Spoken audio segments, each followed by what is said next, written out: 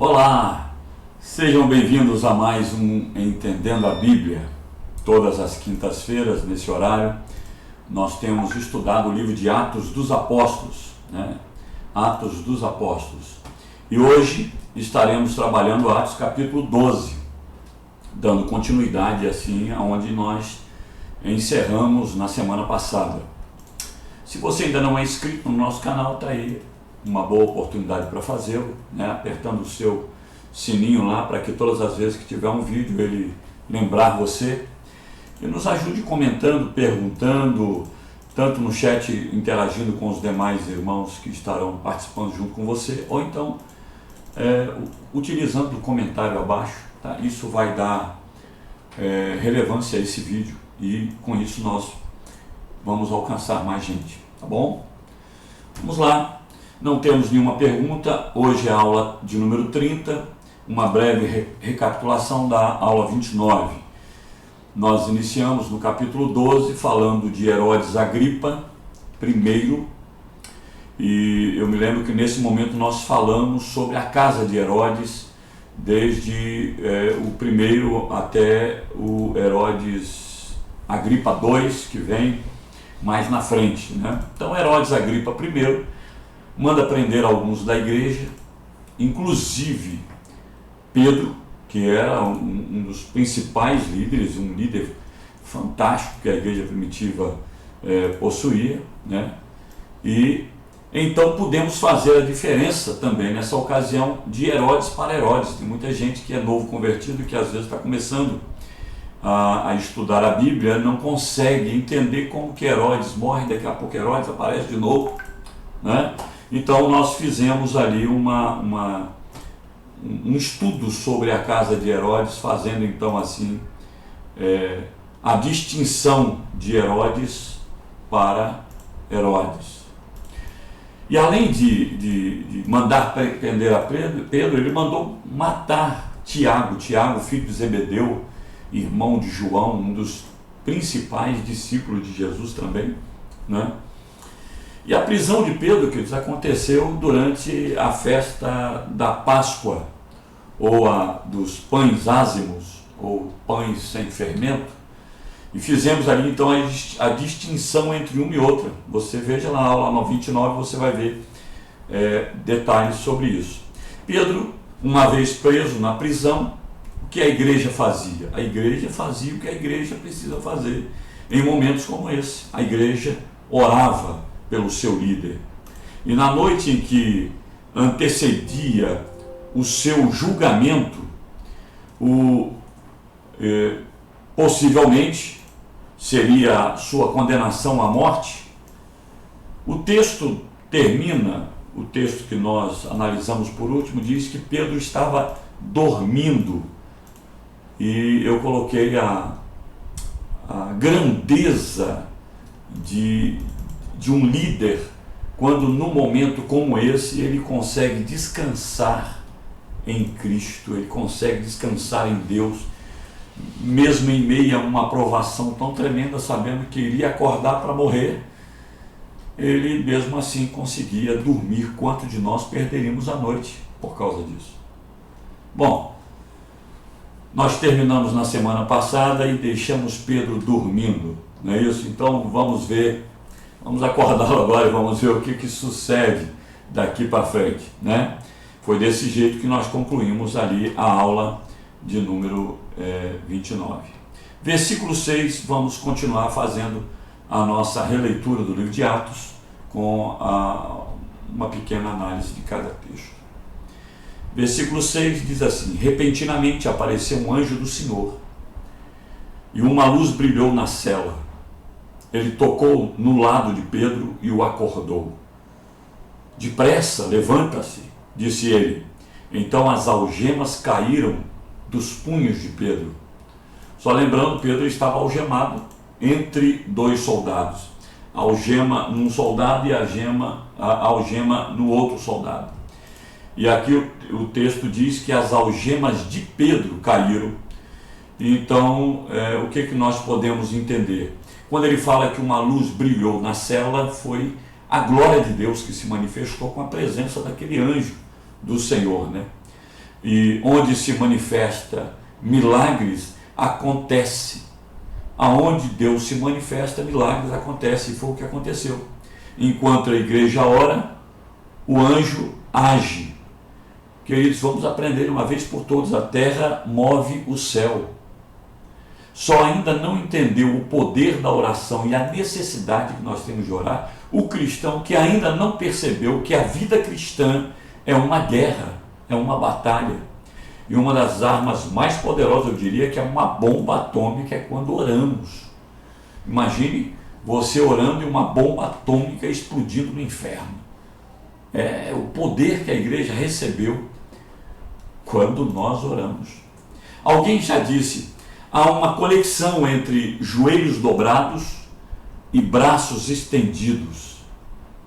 Queridos, ele foi libertado em resposta à oração da igreja. Enquanto a igreja dobrou seus joelhos, Deus estendeu a sua mão para operar esse milagre. O anjo lhe disse: vista-se e calce as sandálias. E Pedro assim fez. Disse-lhe ainda o anjo: põe a capa e siga-me. O anjo deu detalhes. Eu acho que o Pedro devia até achar que estivesse sonhando, né? E a gente encontra essa pista aqui na igreja, na Bíblia. E aí nós vemos que o anjo teve que dar detalhes. Você está esquecendo a capa, Pedro, vai lá, está me dormindo ainda, né? Então, o versículo 7, o anjo lhe disse, já lemos, né? Então, o que o Pedro podia fazer? O que Pedro não podia fazer, o anjo fez. E o que Pedro não podia fazer, então o anjo fez. Pedro não podia sair dali, então o anjo tirou Pedro. Pedro não podia soltar as algemas, o anjo soltou. Agora, o anjo não podia interceder, a igreja fez. Versículo 8, e saindo Pedro o seguiu. Olha só, o anjo saiu na frente, o Pedro foi atrás, não sabendo que era real o que se fazia por meio do anjo, viu? Talvez ele estivesse achando que estivesse sonhando, né? Porque as coisas estavam acontecendo daquele jeito. E os soldados não viram isso acontecer. Eram 16 soldados. Veja na aula passada. 16 soldados. Então tudo parecia para eles uma visão noturna, um sonho. Versículo seguinte: passaram a primeira e a segunda guarda e chegaram ao portão de ferro que dava para a cidade. Este se abriu por si mesmo para eles e passaram.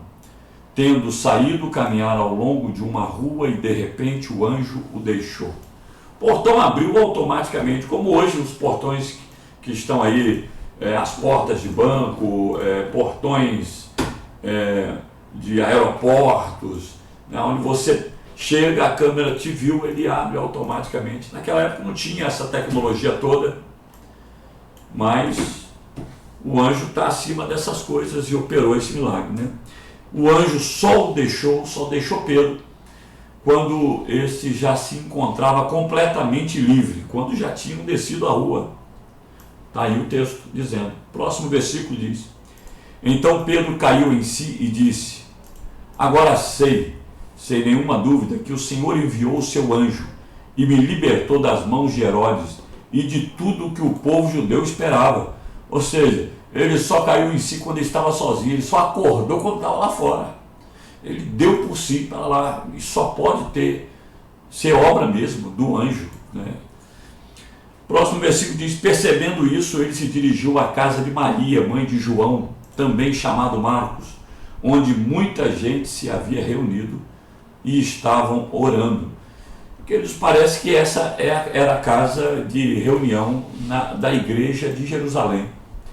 Maria tudo indica que era parente de Barnabé, Colossenses capítulo 4, versículo 10, e parece que a casa dela era o local de reunião dos cristãos, né? tudo indica que ela era tia de Barnabé, porque lá em Colossenses capítulo 4, versículo 10, vamos ler daqui a pouco, diz que ele era primo, né? Primo. Mas aí você tem que fazer existe versões e versões, né? E às vezes as palavras são tão parecidas que precisava às vezes de um contexto. Alguns podem achar que Barnabé era sobrinho, era tio, melhor dizendo, de Marcos, mas você vai encontrar, como essa versão que eu estou usando, que é a Nova Versão Internacional, dizendo que ele era primo, então logo a mãe era tia de Barnabé. Talvez fosse no mesmo endereço, queridos, a casa dela talvez seja a mesma casa daquele cenáculo onde Jesus instituiu a ceia, e até mesmo o mesmo cenáculo onde aconteceu a descida do Espírito Santo, né? Onde também, lá em Atos 4:31, aparece que a igreja estava reunida. É possível que sejam o mesmo lugar, né? Vamos ao texto de Colossenses. Colossenses 4:10 diz assim: Aristarco, meu companheiro de prisão, envia-lhe saudações, bem como Marcos, primo de Barnabé. Vocês receberam instruções a respeito de Marcos, e se ele for visitá-los, recebam-no. Então, na minha versão, ele é primo, então logo Maria era a tia de Barnabé. Próximo versículo: Pedro bateu a porta do alpendre, e uma serva chamada Rode veio atender. Essa porta do alpendre era a porta de entrada, dava para o pátio da casa, ou para o terreno, ou para o terreiro, ou para a área de fora, a área externa da casa de Maria, né? Deveria ser uma casa bem espaçosa, então deveria ter um bom espaço também no pátio. Então o que aconteceu? Pedro bateu a porta, e essa menina chamada Rode, ela era serva, ela era empregada, ela era assalariada na casa de Maria.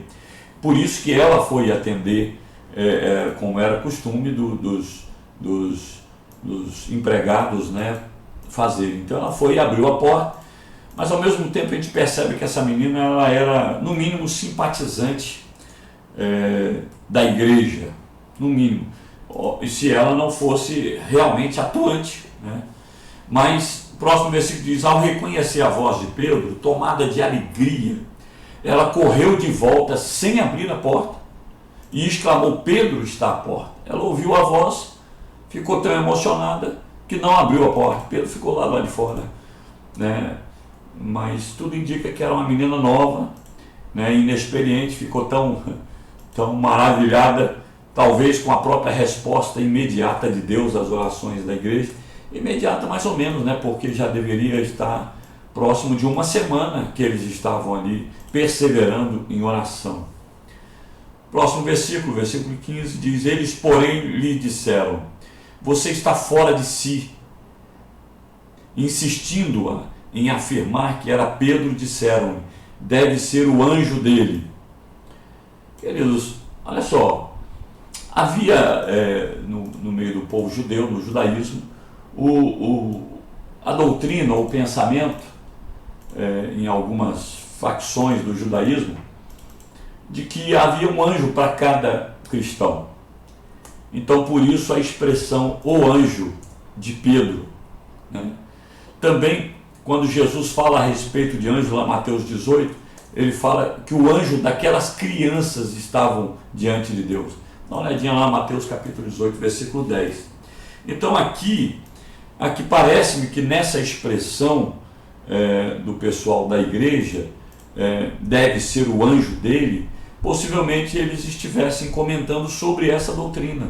E aqui acrescenta essa ideia de que o anjo às vezes se tornava visível e sua aparência assemelhava-se às pessoas sob os seus cuidados. Então, se a voz era a voz de Pedro, poderia muito bem ser o anjo, porque não é possível. Pedro, como que Pedro sairia daquela prisão? Pedro só sairia dali morto, não tinha outro jeito, né?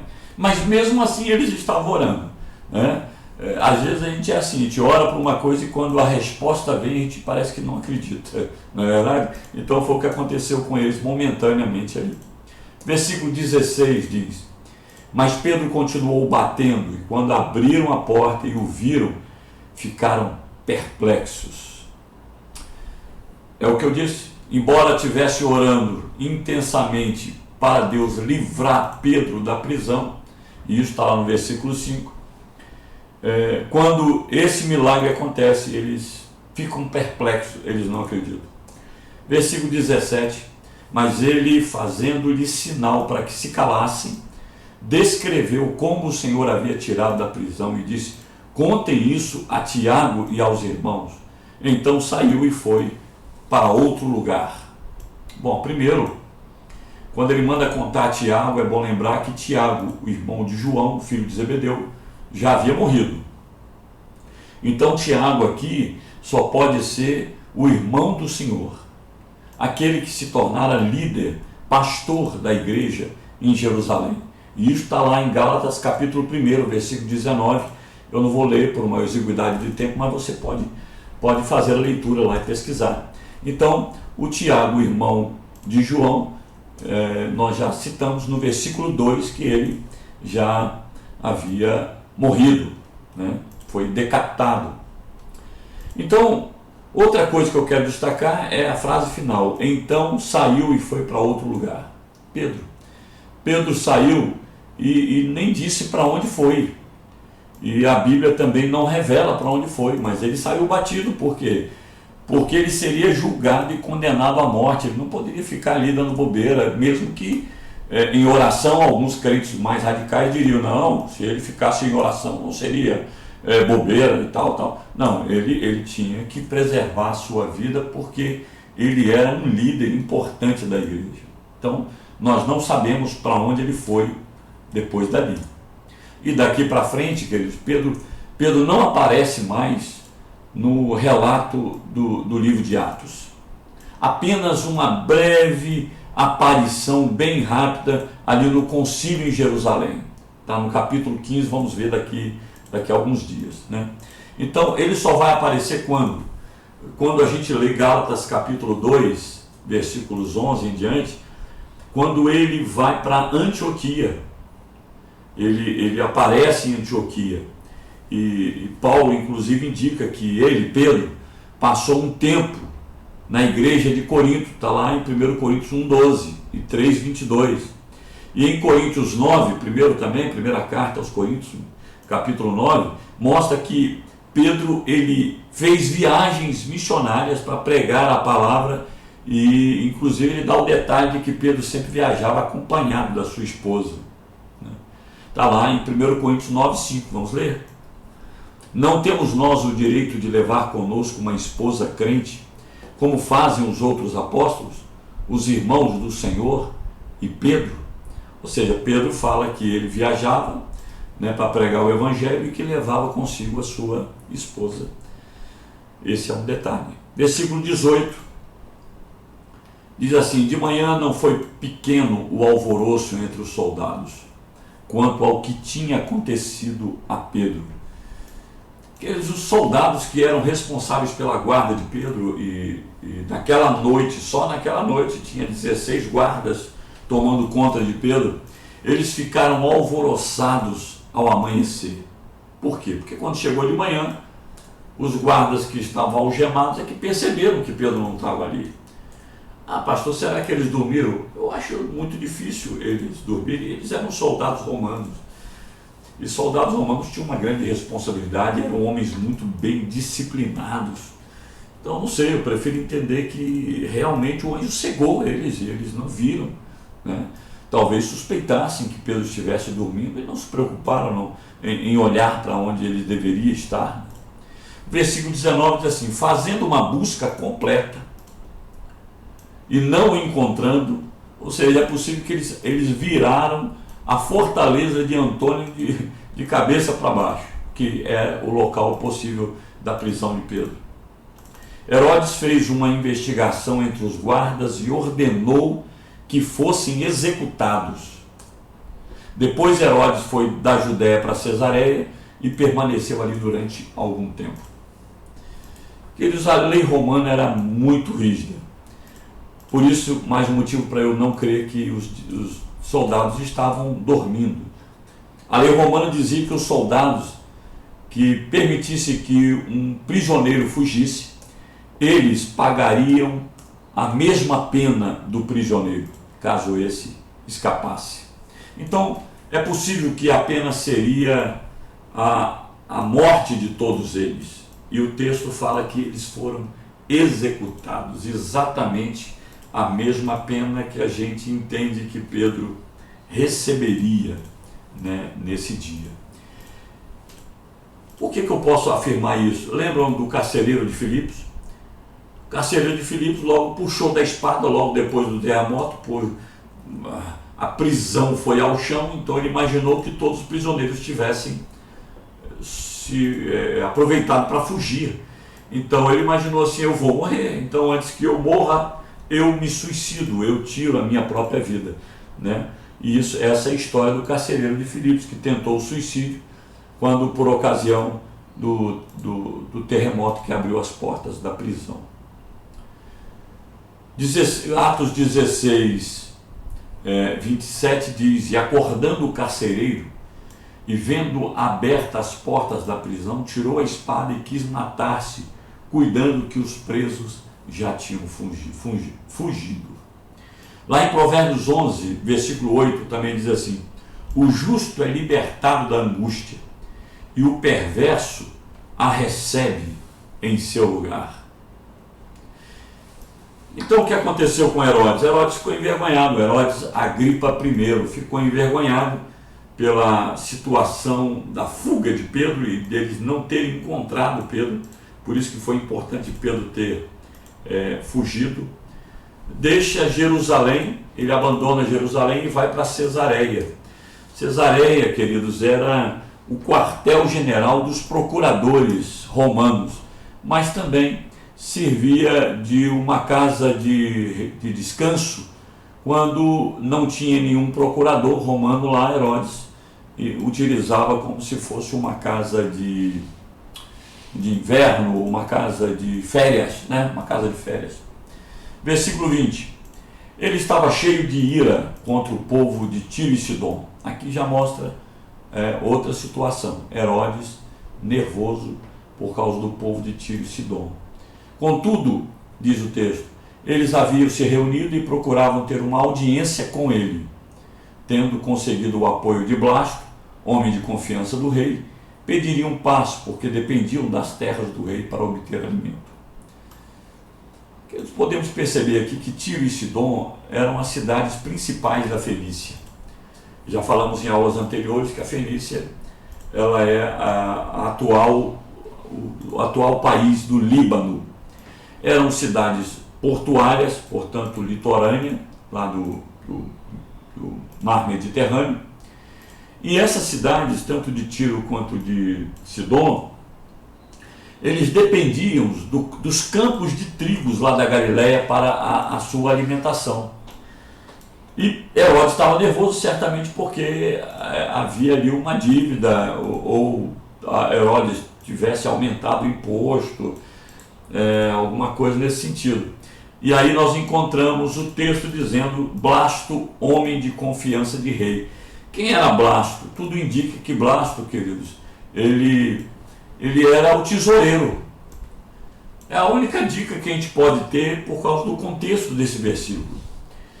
Porque o Blasto, o tal Blasto, ele não aparece em nenhuma outra fonte bíblica, gente.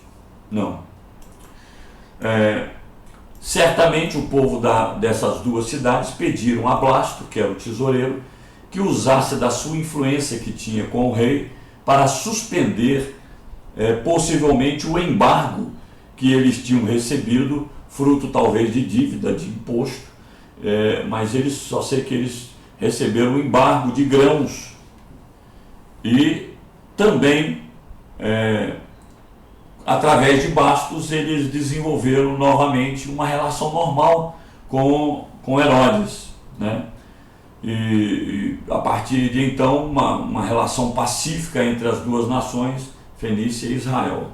Versículo 21 diz assim: no dia marcado, Herodes, vestindo os seus trajes, sentou-se em seu trono e fez um discurso ao povo. Festa que Herodes celebrava em homenagem ao imperador Cláudio César, onde eles eram amigos políticos, e tudo indica, como eu disse na aula passada, que o Cláudio César que acabou trazendo o Herodes de Roma para governar toda aquela área no lugar do Herodes Antipas. Aí deve ter pintado uma briga política, e Agripa I acabou vitorioso.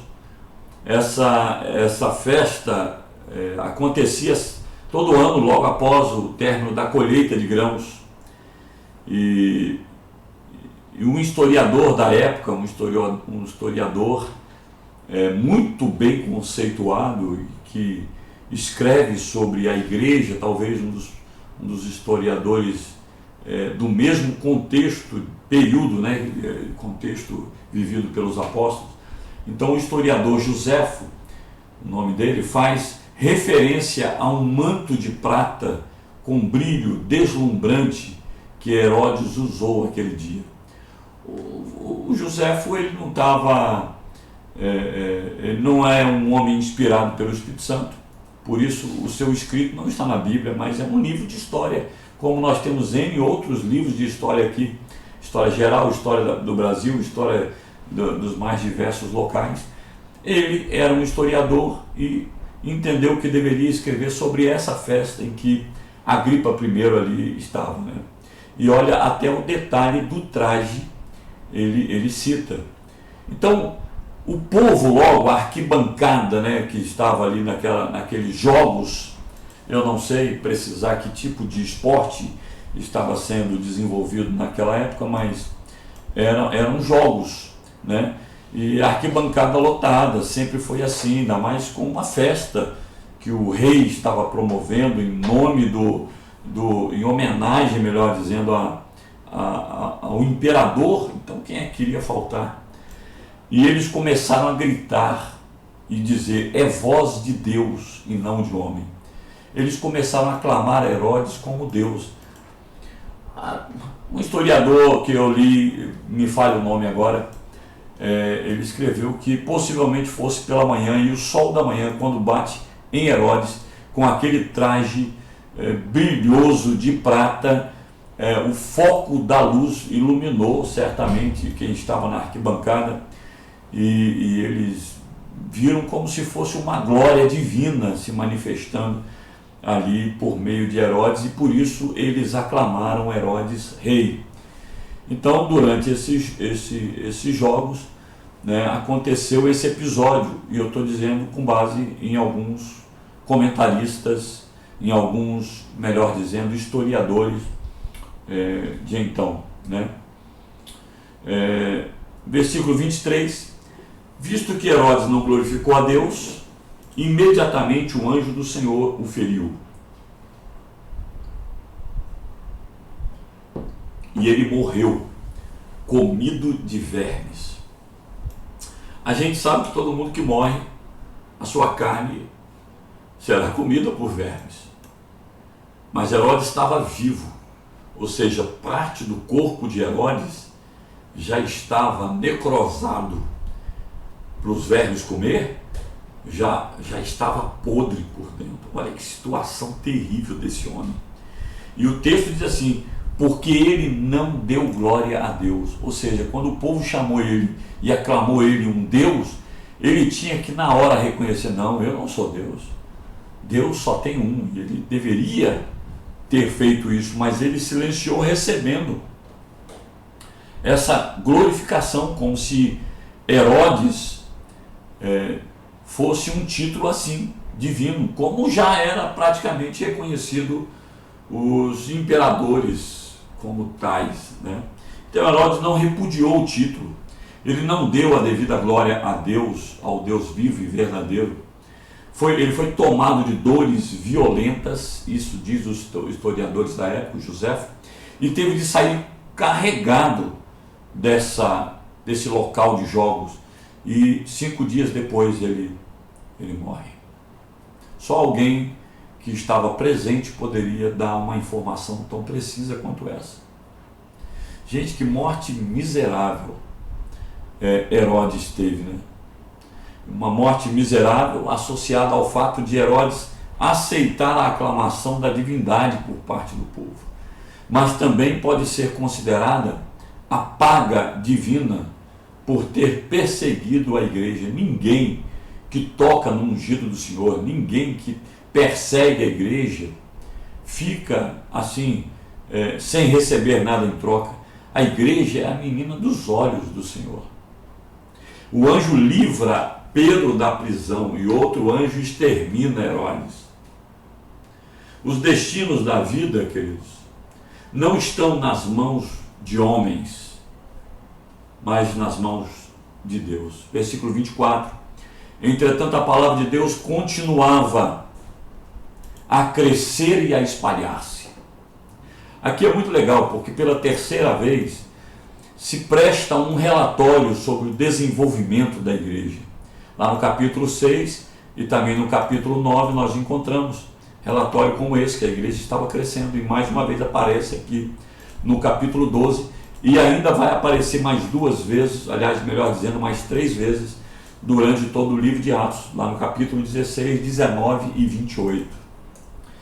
Sempre que o mundo tenta destruir a igreja, queridos, Deus a promove. Toda vez que a gente vê que o mundo quer abater a igreja, Deus exalta, Deus levanta, né? Então, apesar da grande oposição à igreja, ela continuava avançando, crescendo, né, para a glória de Deus.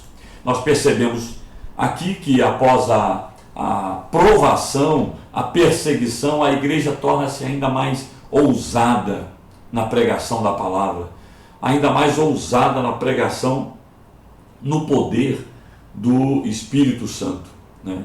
Então o sofrimento e a perseguição não destrói a igreja, não fecha as suas portas. Pelo contrário, ela se fortalece cada vez mais, até mesmo por causa dos milagres operados naqueles dias. E por último, para encerrar esse capítulo, diz assim: tendo terminado a sua missão, Barnabé e Saulo voltaram de Jerusalém, levando consigo João, também chamado Marcos. Aqui fala, terminou a missão. Vamos lembrar, essa missão, Paulo e Barnabé foram enviados pela igreja de Antioquia a levar recursos para matar a fome dos irmãos ali de Jerusalém, da Judéia, pois já havia sido profetizado pelo profeta Ágapo. Na aula passada a gente vê isso mais detalhe, você pode recorrer a essa aula. Após a aprovação, a igreja amplia a sua visão missionária.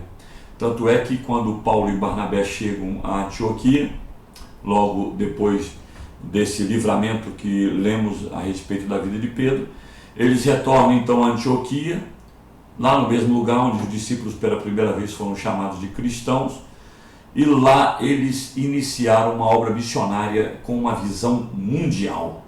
Dali, de Antioquia, começam as viagens missionárias, e Atos dos Apóstolos relata pelo menos 3 viagens missionárias, e essa igreja de Antioquia então tem a sua visão ampliada com relação a ganhar vidas para Jesus. Foram 3 as viagens missionárias de Paulo, que marca a disseminação do evangelho no mundo inteiro, pelo menos no mundo conhecido de então.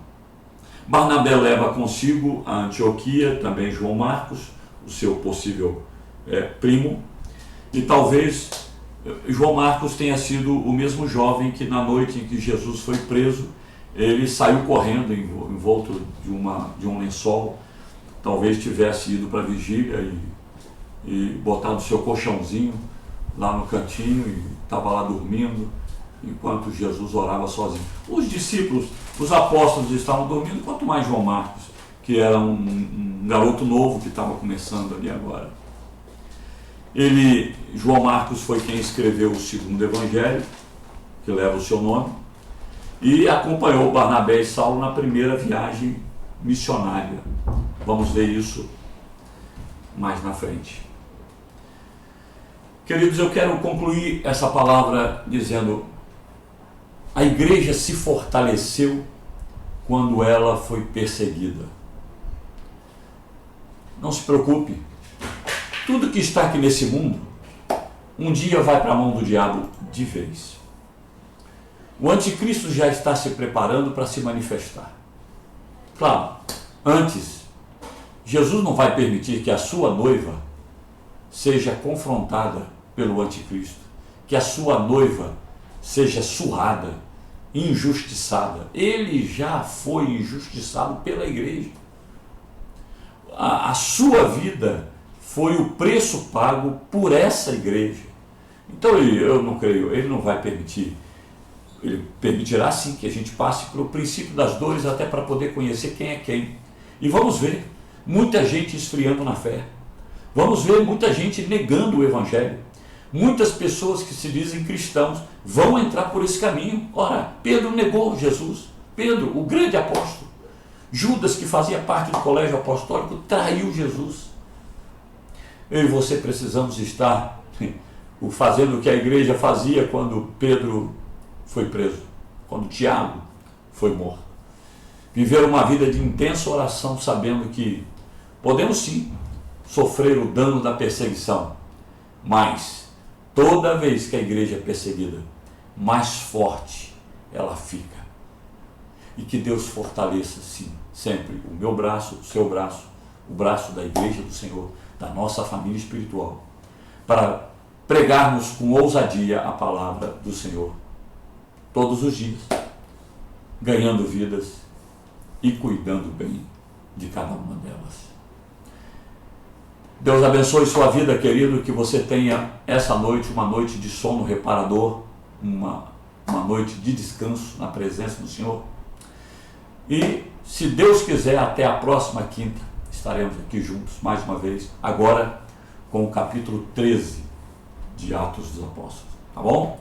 Grande beijo no seu coração, Deus abençoe, amo você. Tchau, tchau.